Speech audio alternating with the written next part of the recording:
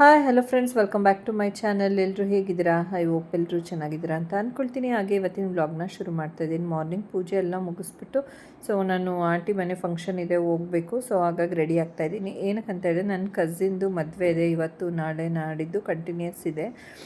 ಇವತ್ತು ಹಳದಿ ಇರೋದ್ರಿಂದ ಹೋಗಬೇಕಿದೆ. ನಾನು ಇನ್ನೂ ಅಲ್ಲಿಗೆ ಹೋಗಿಲ್ಲ. ಇವಾಗ ಮನೇಲಿ ಹಸ್ಬೆಂಡ್ಗೆ ಟಿಫನ್ ಮಾಡಿಬಿಟ್ಟು ಆಮೇಲೆ ನಾನು ಹೋಗೋಣ ಅಂತ.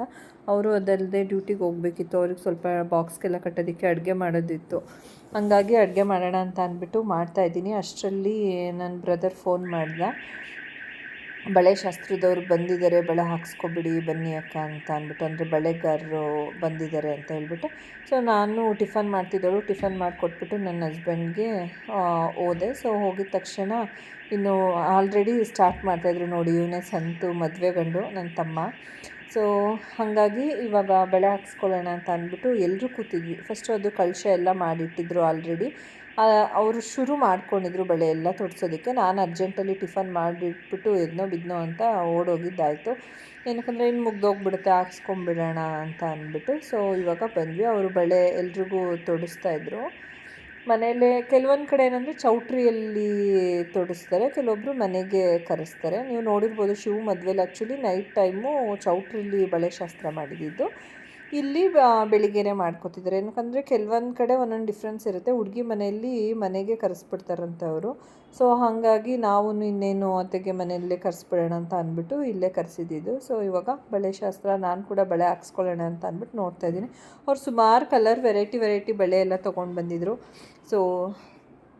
ನಾನು ಆ್ಯಕ್ಚುಲಿ ಬ್ಲ್ಯಾಕ್ ಕಲರ್ ಬಳೆನೇ ಹಾಕ್ಸ್ಕೊಂಡೆ. ನನಗೆ ಬ್ಲ್ಯಾಕ್ ಬಳೆ ಇಷ್ಟ ಆಗುತ್ತೆ.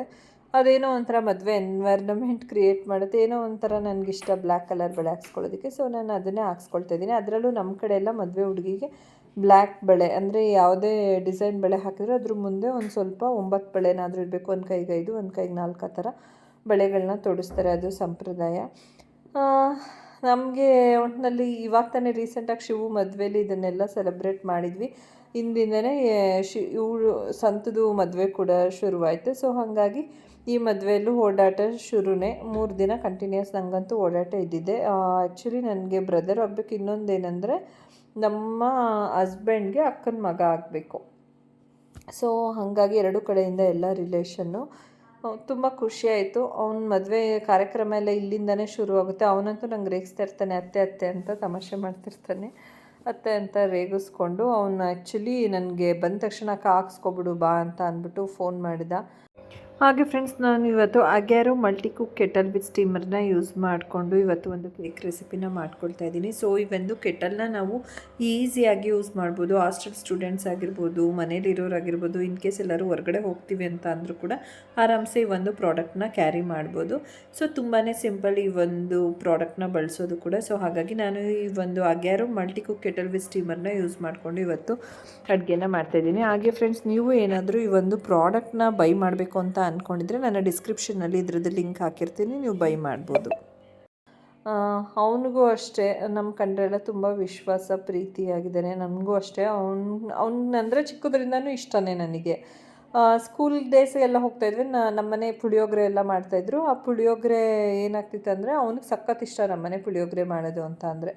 ನಾನು ಸ್ಕೂಲ್ಗೆ ಹೋಗ್ಬೇಕಾದ್ರೆ ಒಂದೊಂದು ದಿನ ಏನು ಮಾಡ್ತಿದ್ದೆ, ಅವನಿಗೆ ಬಾಕ್ಸಿಗೆ ಹಾಕ್ಕೊಂಡು ಅವ್ನಿಗಲ್ಲೇ ಹೋಗ್ತಾ ಕೊಟ್ಬಿಟ್ಟು ಹೋಗ್ತಾಯಿದ್ದೆ. ಪುಳಿಯೋಗರೆ ಇಷ್ಟ ಅಲ್ವ ನಿನಗೆ ಅಂತ ಅಂದ್ಕೊಂಡು. ಅದೆಲ್ಲ ಮೆಮೊರೀಸ್ ನೆನಪಾಗ್ತಾಯಿತ್ತು. ನಾವು ಟೈಮ್ ಸ್ಪೆಂಡ್ ಮಾಡಿದ್ದು. ಇನ್ನು ಇವಳು ಬಂದು ನನಗೆ ಓರ್ಗಿತ್ತಿನೂ ಆಗಬೇಕು.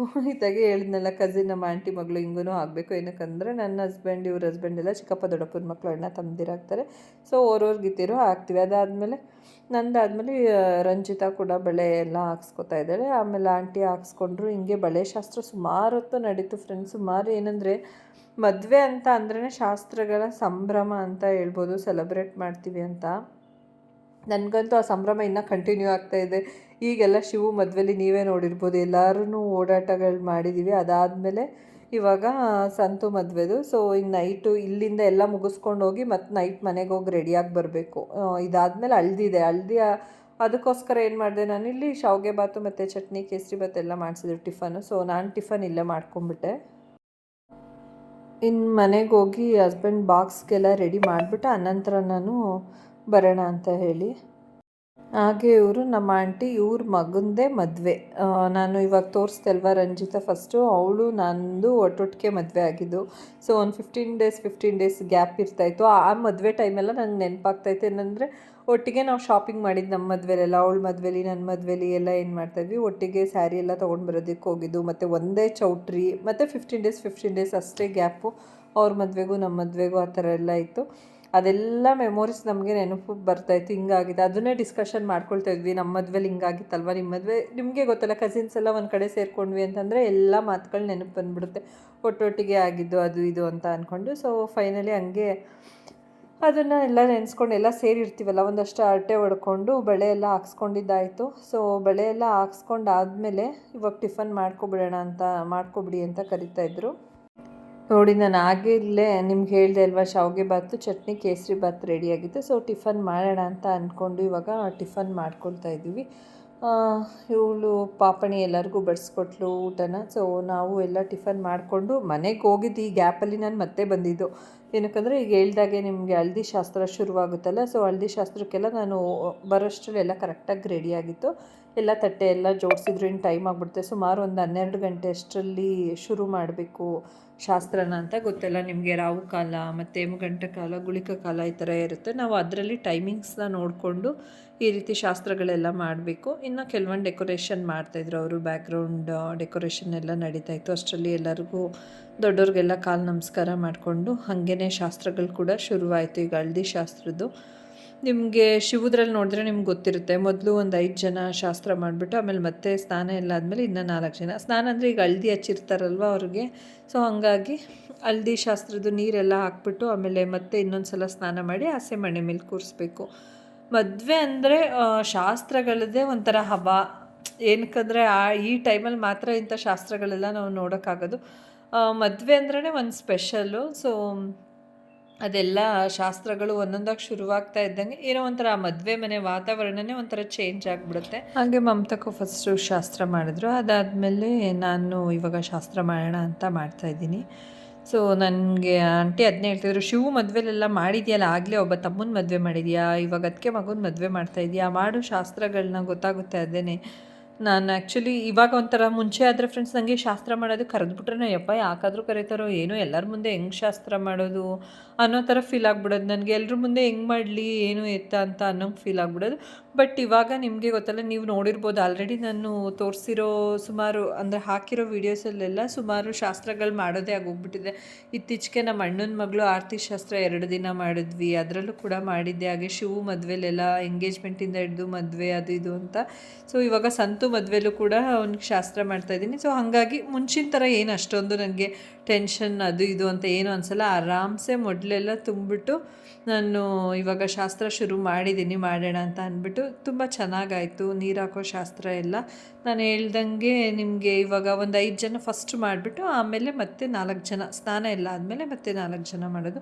ನಿಮ್ಮ ಕಡೆನೂ ಮದುವೆ ಶಾಸ್ತ್ರಗಳು ಸ್ವಲ್ಪ ನಮ್ಮ ಥರನೇ ಇದೆಯಾ, ಅಥವಾ ಏನಾದರೂ ಇನ್ನೂ ಚೇಂಜಸ್ ಏನಾದ್ರು ಇದೆಯಾ ಅಂತ ಅಂದ್ಬಿಟ್ಟು ನನಗೆ ಕಮೆಂಟ್ ಬಾಕ್ಸಲ್ಲಿ ಕಮೆಂಟ್ ಹಾಕಿ. ಏನಕ್ಕಂದರೆ ಕೆಲವೊಂದು ಕಡೆ ಒಂದೊಂದು ಥರ ಇರುತ್ತಲ್ವ ಮದುವೆ ಶಾಸ್ತ್ರಗಳು ಅಂತ, ಅಂದರೆ ಒಂದೊಂದು ಊರಲ್ಲಿ ಒಂದೊಂದು ಥರ ಇರುತ್ತೆ. ಇದೆಲ್ಲ ಬಂದು ನಮ್ಮ ಕೇರ್ನಗರ ಸೈಡಲ್ಲಿ ನಾವು ಆಲ್ಮೋಸ್ಟ್ ಇದೇ ಥರನೇ ಮಾಡೋದು. ಸೊ ಕೆಲವೊಂದು ಕಡೆ ಇವಾಗ ನಿಮಗೆ ಗೊತ್ತಿರ್ಬೋದು, ರಕ್ಷಿತಾ ಅವ್ರ ಮನೇಲಿ ಸ್ವಲ್ಪ ಚೇಂಜಸ್ ಇತ್ತು.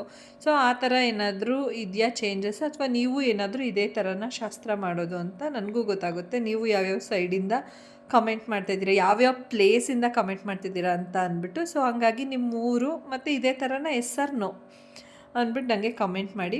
ನನಗೂ ಗೊತ್ತಾಗುತ್ತೆ, ಕ್ಯೂರಿಯಾಸಿಟಿ ಇರುತ್ತೆ.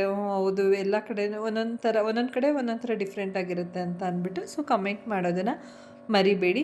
ಸೊ ಹಳದಿ ಶಾಸ್ತ್ರಗಳು ಸ್ಟಾರ್ಟಿಂಗ್ ಒಂದು 5 ಜನ ಮಾಡಬೇಕು ಅಂತ ಹೇಳಿದ್ಮೇಲೆ ಆ ಶಾಸ್ತ್ರ ಕಂಟಿನ್ಯೂ ಆಗ್ತಾಯಿದೆ. ಇದೇ ರೀತಿ ಒಂದು 5 ಜನ ಒಬ್ಬರಾದ್ಮೇಲೆ ಒಬ್ಬರು ಶಾಸ್ತ್ರಗಳನ್ನ ಮಾಡ್ತಾಯಿದ್ರು. ಅಲ್ಲಿ ಅದನ್ನು ಕೂತ್ಕೊಂಡು ನಾವು ಎಂಜಾಯ್ ಮಾಡ್ತಾಯಿದ್ವಿ. ಇನ್ನು ಭತ್ತ ಕುಟ್ಟೋ ಶಾಸ್ತ್ರ ಬೇರೆ ಇರುತ್ತೆ, ಒನಕೆ ಅದೆಲ್ಲ ಇಟ್ಕೊಂಡು ನೋಡಿರ್ಬೋದು. ಅದು ಭತ್ತ ಎಲ್ಲ ಹಾಕ್ಬಿಟ್ಟು ಒರಳೆಲ್ಲ ಪೂಜೆ ಮಾಡಿ ಸೊ ಭತ್ತ ಕುಟ್ಟುವಂಥ ಶಾಸ್ತ್ರ ಅದು ಮಾಡ್ಕೋಬೇಕು. ಹಾಗಾಗಿ ಆ ಶಾಸ್ತ್ರ ಮಾಡ್ಕೋಬೇಕು ಅಂತ ಅಂದರೆ ಇದು ಮುಗ್ದಿರಬೇಕು. ಇನ್ನು ನೀರು ಹಾಕ್ಬಿಟ್ಟು ಮತ್ತೆ ಸ್ನಾನ ಮಾಡಿಸ್ಬಿಟ್ಟು ಮತ್ತು ಹಸೆ ಮಣೆ ಮೇಲೆ ಕರ್ಕೊಬರ್ತಾರಲ್ವ, ಆ ಸಮಯದಲ್ಲಿ ಭತ್ತದ ಶಾಸ್ತ್ರನ ಮಾಡ್ಕೊಳ್ಳೋಣ, ಭತ್ತ ಕುಟ್ಟೋ ಶಾಸ್ತ್ರ ಅಂತ ಅಂದ್ಬಿಟ್ಟು ಮಾಡ್ತಾಯಿದ್ದಿದ್ದು. ಇವಾಗ ಆಲ್ಮೋಸ್ಟ್ ಇನ್ನೊಬ್ಬರು ಮಾಡಿದರೆ 5 ಜನ ಮಾಡ್ದಂಗೆ ಆಯಿತು. ಈ ಶಾಸ್ತ್ರಗಳೆಲ್ಲ ಮಾಡಾದ್ಮೇಲೆ ಆ ಮೊದಲು ಏನು ಹಾಕಿರ್ತಾರೆ ಅದು ಮೊದಲನ್ನ ಕಟ್ಬಿಟ್ಟು ಇಟ್ಟು ಆಮೇಲೆ ಇನ್ನು ಹಲ್ದಿ ಹಚ್ಬೇಕು. ಎಲ್ರೂ ಹಲ್ದಿ ಹಚ್ಚಿ ಒಬ್ಬೊಬ್ಬರಾಗೆ ಬಂದು ಹಲ್ದಿ ಹಚ್ಚಿದ್ರೆ ಫೈನಲ್ ಆಗಿ ಹಲ್ದಿ ಶಾಸ್ತ್ರ ಆಗೋದು.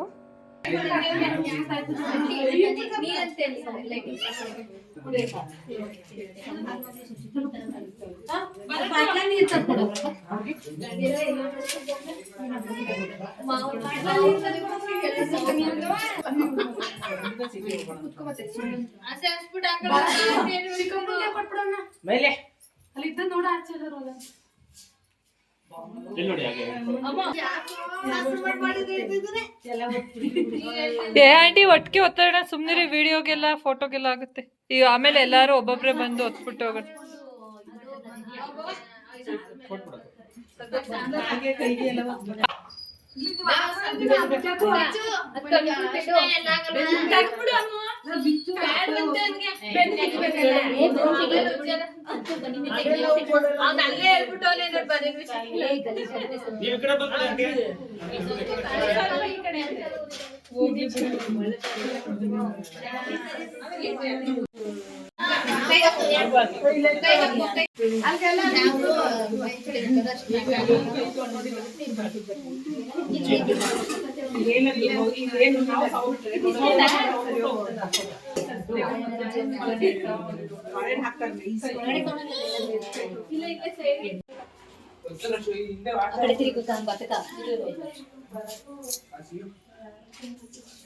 ಹಾಗೆ ಫೈನಲಿ ಎಲ್ಲರೂ ಹಲ್ದಿ ಹಚ್ಚಿದ್ದಾಗಿತ್ತು ಮತ್ತು ನೀರು ಕೂಡ ಹಾಕಿದ್ದಾಗಿತ್ತು. ಕೊನೆಯಲ್ಲಿ ಒಂದು ಸ್ವಲ್ಪ ಎಲ್ಲರದ್ದು ಕೈಯಲ್ಲಿ ಅಂದರೆ ಪ್ರತಿಯೊಬ್ಬರು ಬಂದು ಅಜ್ಜಿ ಮಾಡೋಕ್ಕಾಗಲ್ವ, ನೀರು ಹಾಕೋಕ್ಕೆ ಕಷ್ಟ ಆಗುತ್ತೆ ಅಂತ ಕೊನೆ ಒಂದು ಬಿಂದಿಗೆನೇ ಎಲ್ಲರ ಕೈಯಲ್ಲೂ ಹಜ್ಜಿಸ್ಬಿಟ್ಟು ಆಮೇಲೆ ತಲೆಗೆ ಬಗ್ಸೋವಂಥದ್ದು. ಸೊ ಅದು ಅದಾದಮೇಲೆ ನಿಮ್ಗೆ ಹೇಳಿದೆ ಅಲ್ವ ನಾನು, ಅದ್ರ ಜೊತೆಗೇ ಒನಕೆ ಶಾಸ್ತ್ರನೂ ಆಗಬೇಕು, ಅಂದರೆ ಭತ್ತ ಕುಟ್ಟೋ ಶಾಸ್ತ್ರ ಆಗಬೇಕು ಅಂತ ನೋಡ್ತಾ ಇದ್ದೀರಲ್ಲ. ಭತ್ತ ಎಲ್ಲ ಪೂಜೆ ಮಾಡಿ ಒನಕೆ ಇಟ್ಟು ಅದಾದಮೇಲೆ ಅದನ್ನು ಕುಟ್ಟೋ ಅಂಥ ಶಾಸ್ತ್ರ ಕೂಡ ಇಲ್ಲಿ ಒಂದು ಕಡೆ ನಡೀತಾ ಇತ್ತು. ಇಲ್ಲಿ ಒಂದು ಕಡೆ ಇದು ನಡೆದ್ರೆ ಇನ್ನು ಹುಡುಗಂದು ಸ್ನಾನ ಎಲ್ಲ ಆಗಿ ಅವ್ನು ಕೂಡ ರೆಡಿ ಆಗಬೇಕಿತ್ತಲ್ಲ.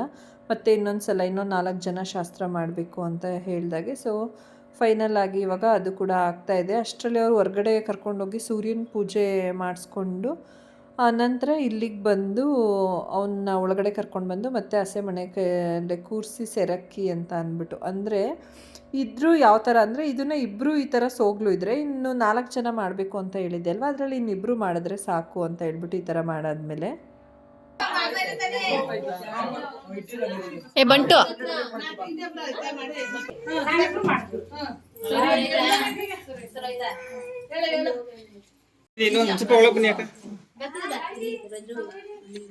ಮಾಡಿ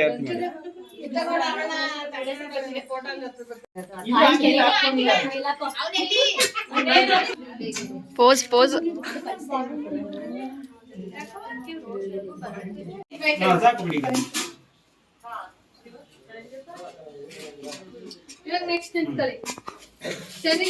ಈಗ ತಾನೇ ಜಸ್ಟ್ ನಾವು ಹಲ್ದಿ ಶಾಸ್ತ್ರಕ್ಕೆ ಹೋಗಿದ್ವಿ ಅಲ್ವಾ, ಮುಗಿಸ್ಕೊಂಡು ಬಂದು ಈ ಸೆಕೆಗೆ ಈ ಬಿಸಿಲಿಗೆ ಫಂಕ್ಷನ್ ಊಟ ಮಾಡೋದು ಸಾಕು ಅನಿಸ್ತದಲ್ವಾ, ತಡ್ಕೊಳ್ಳೋದಕ್ಕೆ ಆಗೋದಿಲ್ಲ. ಎಷ್ಟೊತ್ತಿಗೆ ಫ್ಯಾನ್ ಹಾಕೊಂಡು ಡ್ರೆಸ್ ಚೇಂಜ್ ಮಾಡಿ ರಿಲ್ಯಾಕ್ಸ್ ಆಯ್ತೀವಪ್ಪ ಅಂತ ಅನ್ನಿಸ್ತಿರುತ್ತೆ. ಫಂಕ್ಷನ್ ಊಟ ಎಲ್ಲ ಮಾಡ್ಬಿಟ್ಟಿದ್ವಿ. ಮತ್ತೆ ಸಾಯಂಕಾಲ ಮದ್ವೆಗೆ ಹೋಗ್ಬೇಕು, ಚೌಟ್ರಿಗೆ ಎಲ್ಲ ರೆಡಿಯಾಗಿ ಸ್ವಲ್ಪ ರಿಲ್ಯಾಕ್ಸ್ ಮಾಡ್ಬಿಟ್ಟು ಅಷ್ಟರಲ್ಲಿ ಈವ್ನಿಂಗ್ ರೆಡಿಯಾಗಿ ಹೋಗ್ಬೇಕು. ಆಗ ರೆಡಿ ಆಗೋದು ಒಂಥರ ಕಷ್ಟ. ಈ ಬೇಸಿಗೆ ಬಂದ್ಬಿಟ್ರೆ ಹಾಗೆ ಫ್ರೆಂಡ್ಸ್, ಯಾವ್ದಾದ್ರು ಫಂಕ್ಷನ್ ಅಂದ್ರೆ ರೆಡಿಯಾಗಿ ಹೋಗೋದೇ ಒಂದು ಕಷ್ಟ.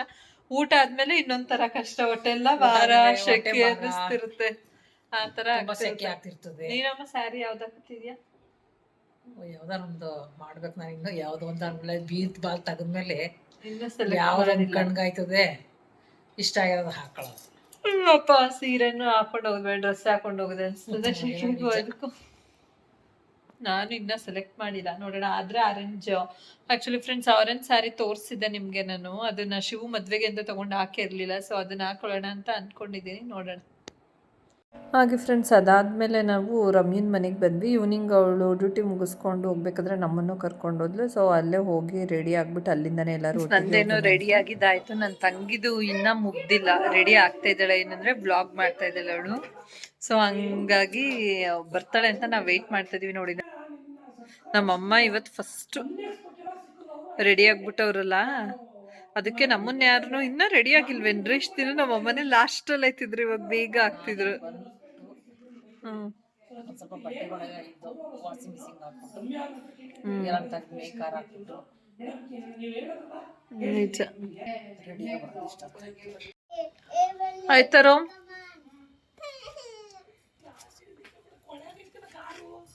ಎಲ್ಲ ತಿರ್ಗು ನೋಡ್ತೀನಿ.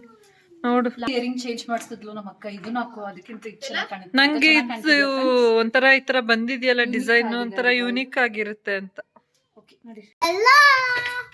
ಹಾ, ಆಮೇಲೆ ಕತ್ಲೆ ಇಲ್ಲಿ ಏನು ಕಾಣಿಸ್ತಾನೆ ಇಲ್ಲ, ನಿಂದ್ರಲ್ಲಿ ಕಾಣಿಸ್ತೈತೆ. ತಗಮ್ಮ ಬ್ಯಾಗ್ ಇನ್ನೇನಕ್ಕೆ ತಗೊಂಬನ್ನಿ, ಮನೆಯವ್ರನ್ನ ಒಂದು ನಿಮಿಷ ಹಿಡ್ಕೊ. ಬ್ಯಾಗ್ ತಗೊಂಬನ್ನಿ ನಿಮಿಷ ಹಿಂದಕ್ಕೆ.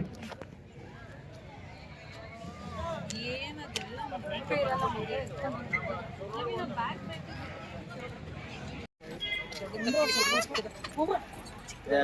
ಗಾಡಿ ಓಡಿಸ್ತೇನೆ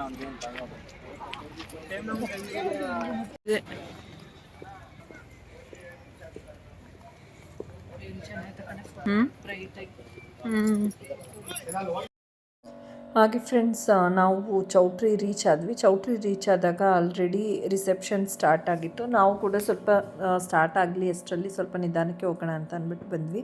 ಸೊ ನೋಡ್ತಾ ಇದ್ದೀರಲ್ಲ, ರಿಸೆಪ್ಷನ್ ಎಲ್ಲ ಆಲ್ರೆಡಿ ಸ್ಟಾರ್ಟ್ ಆಗಿದೆ. ಇವಾಗ ಕೂತ್ಕೊಂಡು ಒಂದು ಕಡೆ ಸ್ವಲ್ಪ ರಿಲ್ಯಾಕ್ಸ್ ಮಾಡೋಣ, ಆಮೇಲೆ ಊಟಕ್ಕೆ ಹೋಗಿದ್ದು, ಅನಂತರ ಫೋಟೋಗೆ ಹೋಗೋಣ ಅಂತ ಅಂದ್ಬಿಟ್ಟು ಫಸ್ಟು ಹಾಗೆ ಕೂತ್ಕೊಂಡು ಸ್ವಲ್ಪ ಹೊತ್ತು ಮಾತಾಡ್ತಾ ಇದ್ವಿ.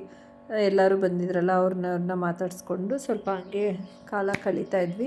ಅದಾದಮೇಲೆ ಊಟಕ್ಕೆ ಹೋಗೋದಿದ್ದೇ ಇದೆ, ಊಟಕ್ಕೆ ಹೋಗ್ಬಿಡೋಣ ಅಂತ ಅಂದ್ಕೊಂಡು. ಸೊ ನಾನು ನಿಮಗೆ ತೋರಿಸಿದ್ದೆ ಹುಡುಗನ ಫಸ್ಟ್ನೇ ಅಕ್ಕ ರಂಜಿತ್ ಅಂದ್ಬಿಟ್ಟು, ಇವಳು ಕ್ಯಾಟ್ ವಾಕ್ ಮಾಡ್ತಾಯಿದ್ದೆ. ನಾನು ಇಲ್ಲಿಂದ ನಡ್ಕೊಬರೋಣ, ಹಂಗೆ ನಡ್ಕೊಬತ್ತೀನಿ, ನಡ್ಕೊಬರೋಗೆ ಇನ್ನೊಂದು ಸಲ ವೀಡಿಯೋ ಮಾಡ್ಕೊತೀನಿ ನಾನು ಸರಿಯಾಗಿ ಅಂತ ಅಂದ್ಬಿಟ್ಟು ಅವಳಿಗೆ ತಮಾಷೆ ಮಾಡ್ತಾಯಿದ್ದೆ.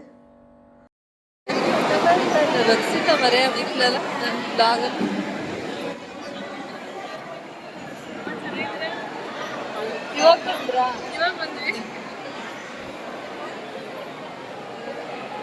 ಹಾಗೆ ಫ್ರೆಂಡ್ಸ್, ಶಿವು ಅವ್ರು ಕೂಡ ಅಷ್ಟರಲ್ಲಿ ಇನ್ನೊಂದು ಮದುವೆ ಇತ್ತು ರಕ್ಷಿತಾ ಅವ್ರ ಕಡೆದು ಅಂತ ಅಂದ್ಬಿಟ್ಟು ಅದನ್ನು ಅಟೆಂಡ್ ಮಾಡಿಕೊಂಡು ಹಿಂಗೆ ಚೌಟ್ರಿಗೆ ಡೈರೆಕ್ಟಾಗಿ ಬಂದರು. ಸೊ ಚೌಟ್ರಿಗೆ ಬಂದಮೇಲೆ ಒಟ್ಟಿಗೆ ನಡೀರಿ, ಇನ್ನೇನು ಊಟ ಮಾಡ್ಕೊಂಡು ಬಂದುಬಿಡೋಣ ಅಂತ ಅಂದ್ಬಿಟ್ಟು ಸೊ ಇವಾಗ ಊಟಕ್ಕೆ ಕೂತ್ಕೊಂಡಿದ್ದೀವಿ. ಹಾಗೆ ಫ್ರೆಂಡ್ಸ್, ಇಲ್ಲಿಂದ ಊಟ ಎಲ್ಲ ಮುಗಿಸಿ ನಾನು ಸ್ವಲ್ಪ ಹೊತ್ತು ಮಾತಾಡ್ಕೊಂಡು ಫೋಟೋ ಗಿಟೋ ತೆಗೆಸ್ಕೊಂಡು ಅನಂತರ ಹೊರಡಬೇಕು.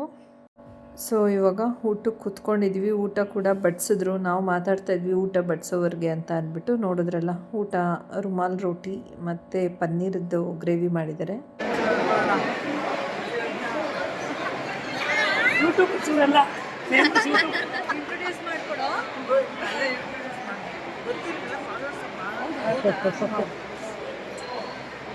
ಇವ್ರು ಕಾಣ್ತಾ ಇಲ್ಲ ಲಾಗೆಲ್ಲ ಮೇಲೆ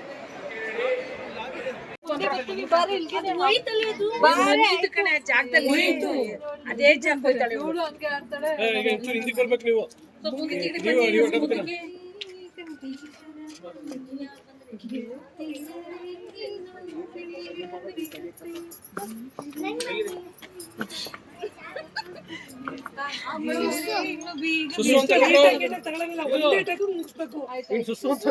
ಹಾಗೆ ಫ್ರೆಂಡ್ಸ್, ನೋಡಿದ್ರಲ್ಲ, ಮದುವೆ ಎಲ್ಲ ಮುಗಿಸ್ಕೊಂಡು ಫೈನಲ್ ಆಗಿ ಒಂದು ರೀಲ್ ಮಾಡಲೇಬೇಕು 3 ಜನನು ಅಂತ ಸೇರಿಕೊಂಡು ಕೊನೆಗೂ ಒಂದು 2-3 ಟೇಕ್ ತೊಗೊಂಡು ಫೈನಲ್ ಆಗಿ ನಮ್ಮ ರೀಲ್ಸ್ನ ಮುಗಿಸ್ಕೊಂಡು ಮನೆ ಹತ್ರ ಹೊರಡ್ತಾ ಇದ್ವಿ. ಆಲ್ರೆಡಿ ಟೈಮ್ ಆಗಿದೆ, ಸಾಕು ಬಂದರು ಎಷ್ಟು ಫೋಟೋ ಅಂತ ತಗೋತೀರ ಅಂತ ಅಂದ್ಬಿಟ್ಟು.